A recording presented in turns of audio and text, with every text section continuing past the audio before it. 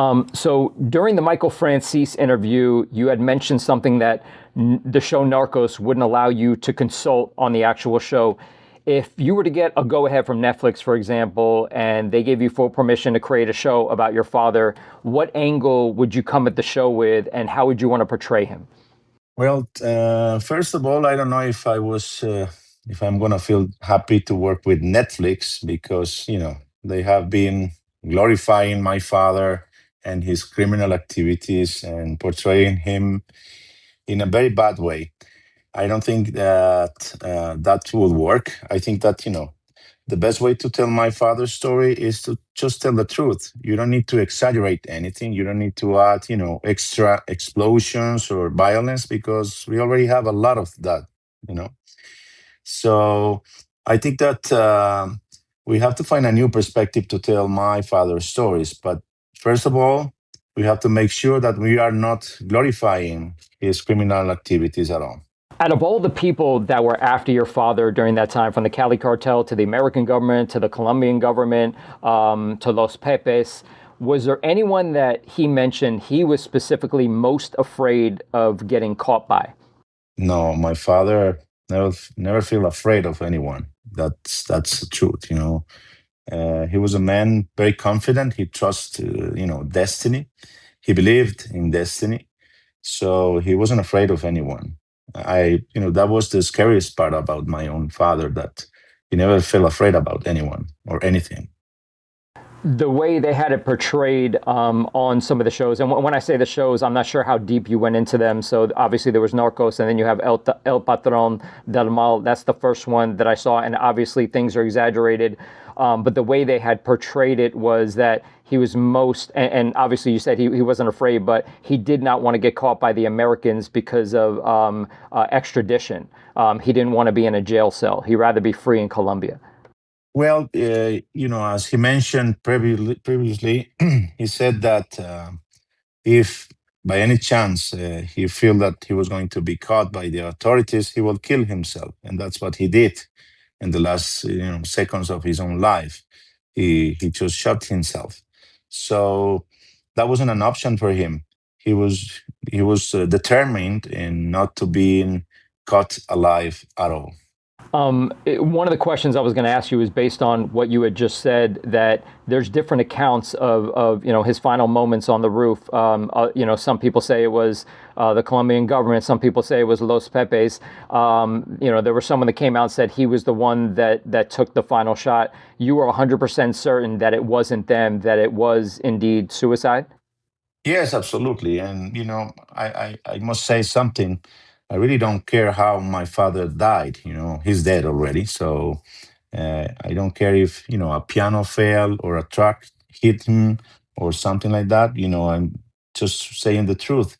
My father, he even taught me how to commit suicide properly. So we speak about the possibility of killing ourselves many, many times during a day. So that wasn't a surprise for me. I was totally aware that he was committing a huge mistake. He was calling, us to a hotel that belonged to the army in Colombia. So he was totally aware that, his call was going to be traced, and I was totally aware of that. Also, that's why exactly I was telling him not to call anymore, and that we were okay. And I asked him, I begged him not to call anymore, but he kept doing the same thing. And that's exactly the moment when I understood that he was only, waiting for them to come, allowing them to trace the call. And so he chose uh, the day to die. You had mentioned on the Michael Francis podcast that he obviously didn't want you to go in that life, and told you to go to school and study. And it kind of pertains to what you just mentioned. While you guys were on the run, and obviously to protect yourself, did he teach you how to handle weapons? Not necessarily be in that light, but at least teach you how to defend yourself if an attack may come. Guns were everywhere. When since I was a little kid, I saw my father putting his machine gun next to the bed, and also his gun. And he, of course, he he make me very aware of the consequences of using a gun, and he teach me, of course, how to use a gun in terms of don't touch it. I want you to know this is deadly, and you cannot play. This is not a toy. You have to respect if someone has a gun. Stay as far away as possible. Don't touch anyone's gun. Don't touch my gun. But let me show you how a gun works. Of course, we went hunting in the Hacienda Nápoles, but we didn't use like a shotgun. We used like bigger guns. And because my father used to own lots of them, and of course his bodyguards had a lot of them. So I was very aware of how to use a gun, but he was always like encouraging me to move forward in life, to choose something to study, some career. And he said to me, if you want to be a doctor, I'm going to give you the best hospital in town. Or if you want to be a hairdresser, I'm going to give you a saloon. So he was always like telling me, find something else to do. And I understand why, because when you truly love your son, you don't want him to be, in hell. And the drug trafficking business is like staying and living in hell, man. Do you sometimes find it weird and strange that there are people that, do collect things and put up posters of your father, and also, maybe a private moment that you had with him, in front of the White House? That picture is always floating around. I've seen that picture on people's walls all around the country. Do you ever find it strange that a private moment like that with your father is literally hanging up on people's walls around the country, or people that are Pablo Escobar enthusiasts? It's all around the world, not in your country exclusively. It's that's amazing. I've been traveling. I visited already like more than 43 countries, and I must say that there's a huge narco culture in the whole world. Thanks to Netflix and thanks to El Patron del Mal, they created a new um, a new generation of big fans about my father. The newest generations, they were about to forget about who was Pablo Escobar. But Netflix and the people from Caracol Television in Colombia bring back to life my own father, thanks to their TV series. And I must say something, the first TV series about my father was written by my father's own victims, And I'm totally aware that, of course, their intention is not to glorify my father. That's for sure. How Netflix brought back the popularity of your father, and Oh, yeah, now I remember. Sorry. I was talking about Caracol Television. They made the first TV series about my father, and of course, it was written um, from my father's victims. So I am totally aware that their intention is not to glorify him at all. But the mistake was they created a character that was like so funny and so charming, and nothing like my father. My father wasn't like that. But the guy, the actor that portrayed my father, he connected very well with the public. So instead of having people hating my father, now you have a new generation of people that loves my father, that obviously I watched both. I watched the portrayal of your father in Narcos, and I watched the portrayal of your father in El Patron. And just seeing old videos of him and his mannerisms, I always lean that who played him more accurately. And I don't necessarily mean the stories, but I mean, the way he walked, the way his movement was in El Patron. Who do you feel like played your father, at least from your perspective, in the most accurate manner? and so far none of them. So far I couldn't find anyone who portrayed him as he was. As I remember him, he was a very humble guy. He was a of course, he liked to make jokes, but he wasn't as rude as they tried to represent him. And he was a totally different guy. And this is, that doesn't surprise me, because they didn't never even care to make me a call and say, hey, how was your father? How was he in a normal day? So that's, is they're trying to figure it out. How was my father? And of course, you cannot compare. The public cannot compare, but I do. I was the son. I was with him, for 16 years, and but at the end of the day, I cannot recognize my father in both characters, Narcos or Patron del Mal. I don't see like I don't feel related to this kind of acting. People to this day are still flooding Colombia to go visit specific sites of your father, Pablo Escobar. And I know that you're doing a 7-day tour coming up, which a lot of people are extremely excited about. Why do you think that you wanted to do this specific tour now? And for the people that do join you on this tour to all these locations, what can they expect from the actual tour? Well, first of all, the intention about the tour is not to glorify my father at all. It's about to raise awareness of the consequences of his action. It's about to tell the true story, to let the people who could join us, you know, we can tell them the right stories. We can tell them deeper stories and untold stories. We can take them to, the most dangerous places that my father used to hide, and of course, we can take them to the some other paradise places that we have in Colombia. It's about allowing the tourists to know my country, not exclusively about Pablo Escobar, but of course, I understand, and I cannot speak about any other father. I am very aware of who I am, but I am also very responsible of the things I'm saying and of the things I'm doing. And the intention about the tour is to take you to the unknown places, to secret places, to tell you stories that you cannot find in books, you cannot find in TV series or in the news, because I am the only one who knows where to take you. And of course, the intention is to have fun, to enjoy our country. We are not there to suffer.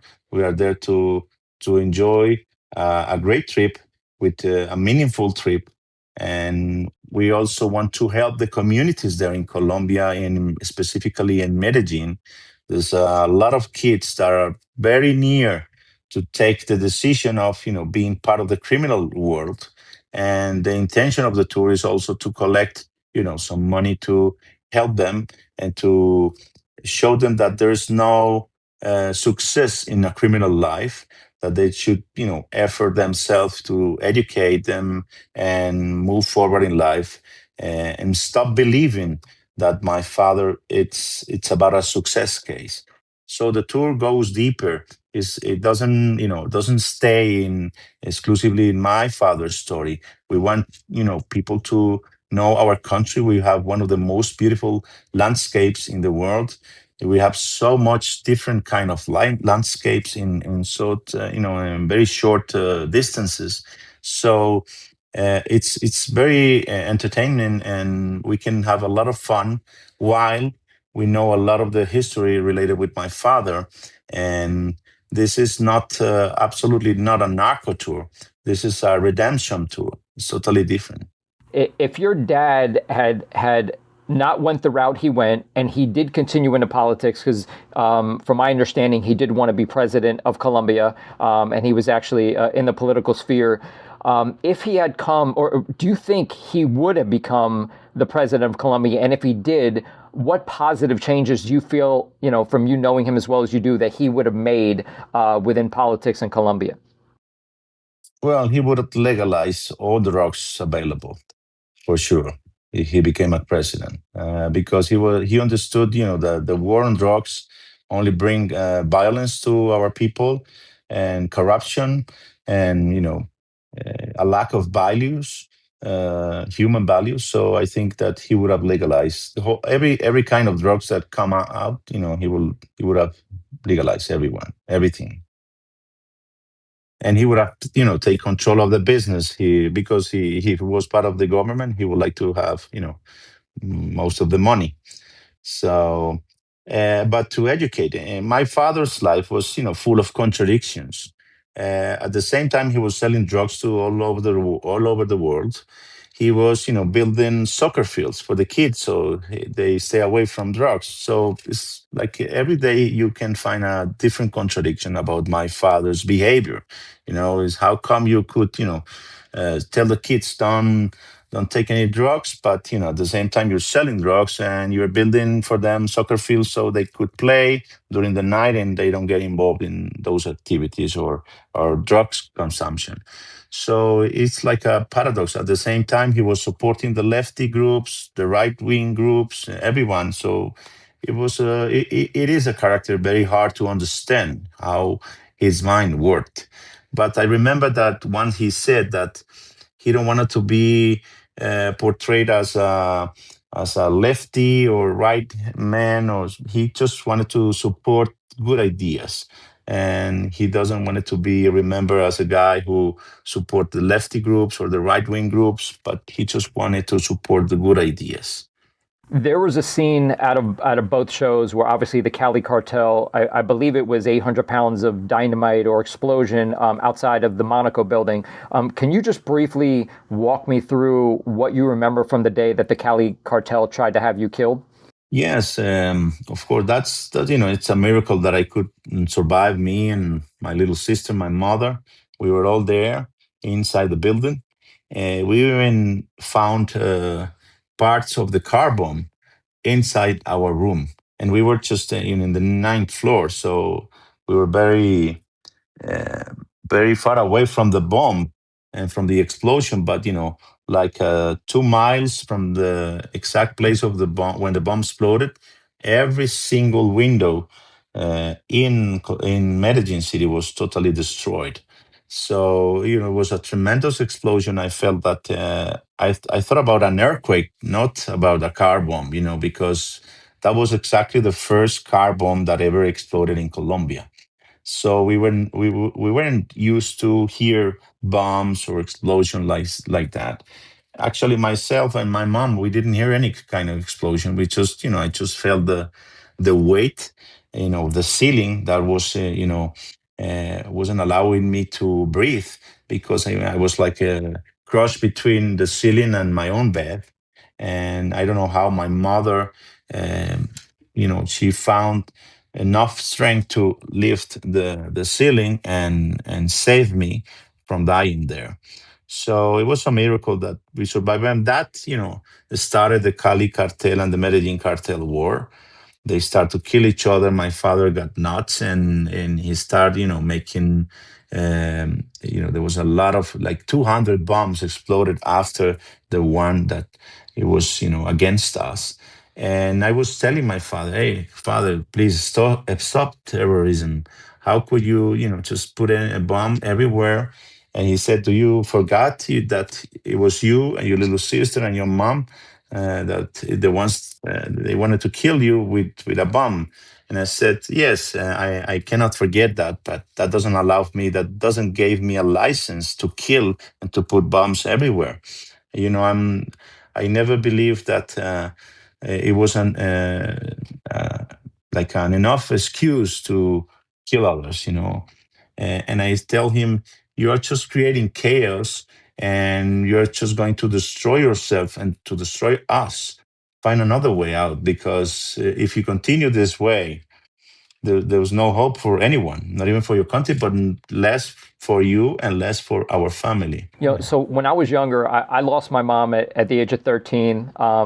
Tragic situation. You lost your father at the age of 16. You've been through a lot of trauma in your life. Was there ever a time, because I remember when I was younger, they actually wanted me to see a therapist after she passed away. And it was like one specific time, never went back. But throughout your life, whether as a kid or even as an adult, have you ever gone to see therapy to work through some of the traumas that you experienced, or that's not something you wanted to do or ever did?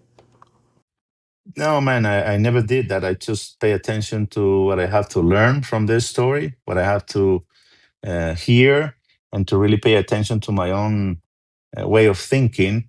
I only went once to a psychologist, and I felt so bored, and there was like nothing to say. And of course, I was teach don't ever tell anyone anything. So it's like I went there and stay silent, but we became very close friends, and he had like like a lie detector. So we start playing with that. That's the only thing we did.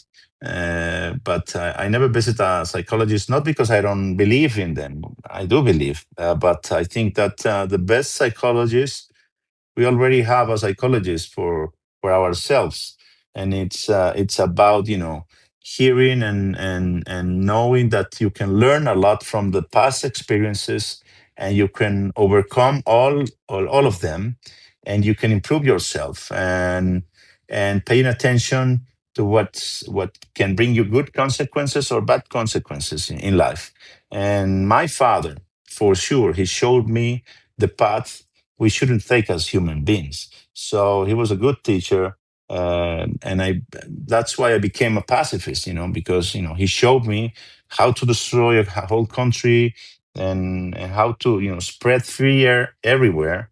And then I was putting a lot of attention about his actions and the consequences of his action, even more because I was the son.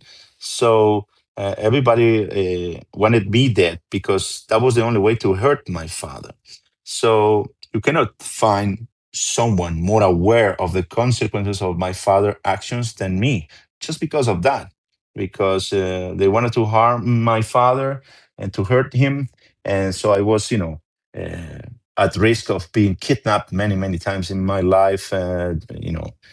Everybody wanted to kill me. Even the police, the Colombian police, had a plan to kidnap me and uh, you know, to collect all my father's money and to leave him like without any money. So I was so aware of that, that I have to be very stupid if I think that I could have succeeded if I continue with my father's legacy. A lot of the things they portrayed within both shows, the bodyguards and you guys were always constantly on the run. And, the way they showcased women was, especially with the bodyguards, there was a lot of prostitution around and bringing in girls.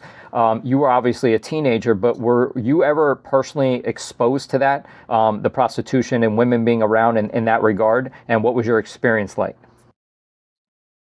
More than prostitution, there was almost not every girl, but a lot of girls wanted to hang out with me, with my father, with the bodyguards, because they were like in love about the luxury, the amounts of money, the airplanes, the helicopters. That attracts a lot of people, not only women, but of course. But I must say that prostitution was the less, kind of activities, because there was so much beautiful girls that they weren't any of them were a prostitute. So they wanted just to hang out with me, and so I don't remember that that was like the kind of atmosphere around. Of course, many of them loved prostitutes, but it wasn't my case. The way your mom was portrayed in Narcos, it was more along the lines of she loved him so much and she kind of knew what was going on, but she believed that, he was at war, so she supported him. In real life, was your mom actively trying to get him to stop doing what he was doing, or was she kind of Yes. along the ride for it all?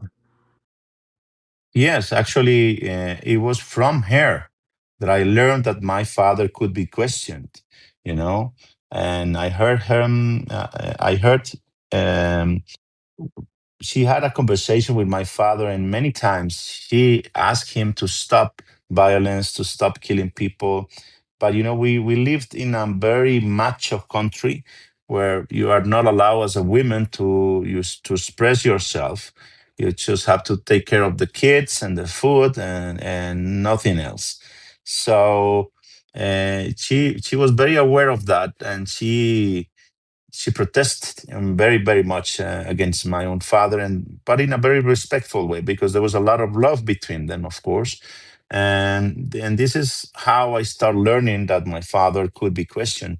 She made a great effort to stop him, but not even, and even myself, I did the same.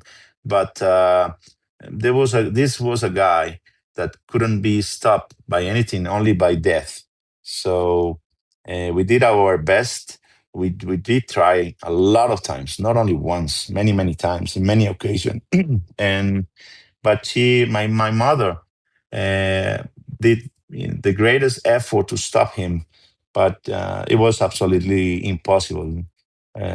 Once he had so much power in life, it's like nobody could stop him at all, not even the loved ones. Wow, it's interesting to hear it from this perspective as opposed to what I see on TV. So, as you know, Popeye was one of your father's most trusted hitmen. He went to jail for a long. No, let me stop you there, man. Papoy was nobody. He wasn't a trusted guy. He was Judas. He was a betrayal. Wow. Okay, so interesting. He was a liar. Only the media says that, but that's not true. So you don't believe that he had killed over 3,000 people? He never had so much bullets in his hands, man. Got you. So my question was going to be, being the fact that he claims to have killed over 3,000 people, how on earth can somebody that has killed that many people, even if it was half of that or a quarter of that, are they let him free after 20 years to walk the Colombia streets? Is there something wrong with the system over there that they would allow somebody like that who has claimed to killed over 3,000 people to then walk the streets of Colombia after all of it? Even worse than that, the media is celebrating that because they made him a TV series. They gave him money. They interviewed him like 1,000 times, and they gave all the headlines were all for him. So come on, man, it's like that's bullshit. Sorry for my French, but that's not serious at all, and that's a huge lie. And the media, they took advantage of that. They knew that was a huge business having a clown saying that he killed 3,000 people. The all the Medellin cartel, I even have doubts if they all of them killed 3,000 people. So come on, a guy saying that he kills by himself, he was just a clown, and so we can move forward. And we don't want to give more room, more space, more press to this clown. After your father passed away, obviously you were young, but I know there was a period of time where you guys were arrested, and you were when you got out of jail. I'm sure you were trying to find your footing and things like that with being an architect and finally a speaker. What year do you remember where everything kind of died down and the opportunities that you weren't getting because you were Pablo Escobar's son, you then started getting because you were Pablo Escobar's son? Do you remember the transition when that started happening? Well, I just know that I decided to take a different path in my life, to stop, believing that, continuing my father's legacy would lead me to a great place. If your father, Pablo Escobar, was alive today and sitting in front of you, what conversation do you feel like you'd want to have with him in this day and age? Brother, I just need a hug with him. That's the only thing I need, because when he was alive, I expressed myself. I didn't save anything for the next day. I said everything to him that I was thinking, that I believed. So he knows that I love him very much, that I was even willing to give my life for his own life, but not to support his violence, not to support his criminal activities, but to say thank you, because he raised me with a lot of love, and also with a lot of respect. But there's another contradiction. And how could you raise your own kid with a lot of love, but you leave him such a legacy? Out of all the times that you guys were on the run, right, and all the violent acts from the palace siege to the blowing up of the airplane, was there one specific act that he did that you really remember that you were unsafe? Because I'm sure you guys were on the run plenty of times, but I'm sure there was times that you felt kind of safe and insulated. But was there any one of those acts that he did where you remember the complete change? We're not safe at all anymore. Man, we never felt safe at all, because there was like 15 bodyguards always taking care of me, another 15 for my little sister, another 15 for my mother, and 100 for him. How could you feel safe? Even if, Rambo is taking care of you, or Terminator, you know that somebody could kill you in any time. So there was a fear everywhere and every time. I don't remember a time where I felt safe at all. I don't have memories about that. I wish, but I don't.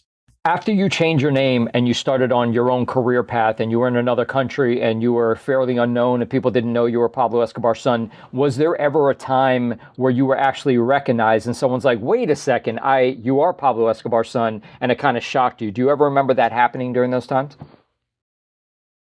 During those times, not much, brother, because we didn't have internet, no social media. There was no communication. Nobody knew who you were. It was, you could see that, a little kid with, 10-year-old kid with 15 bodyguards, he must be someone, but it was a totally different time for our world. Doesn't we no Instagram, no Facebook, nothing. So nobody recognized you easily. But of course, just, for me, having a just a meal, and a hamburger, just, a little kid arriving with 15 bodyguards, everybody start looking, who's this guy? I kind of use this example when, when somebody, let's say a new rapper, right, who's making millions off music, was once a drug dealer. He made a lot of money, but he was able to get out the game. My thought is that when you get to the point where you have so much money, you remove yourself from the life so you don't have to deal with everything that comes from the life. Why do you think that when your father was making millions and millions and millions of dollars, that he never just called it quits and got out, took his millions and maybe took a small jail sentence, or just got out the life completely and was done with it? Because nobody asked on time the question. It's a question for ourselves. When is enough? When is enough for you? When can you stop? When would you feel that you're plenty and you don't need anything else? Nobody asks themselves, that kind of question. So we continue. We got, so much in love with power and money that who wants to stop?